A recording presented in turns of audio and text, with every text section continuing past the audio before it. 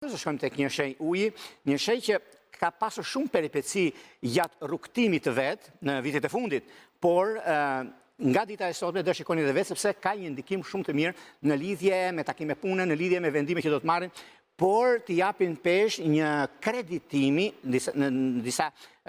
çështje bankare, transaksione që mund të bëjnë ditën e sotme, është një ditë shumë e mirë, është një ditë pozitive edhe pse ka pasur shumë probleme në biznesin e tyre, por vjen një moment tani që do të shtrohen dhe janë momentet më të mira të mundshme gjatë vazhdimësisë. Duke pasur parasysh deri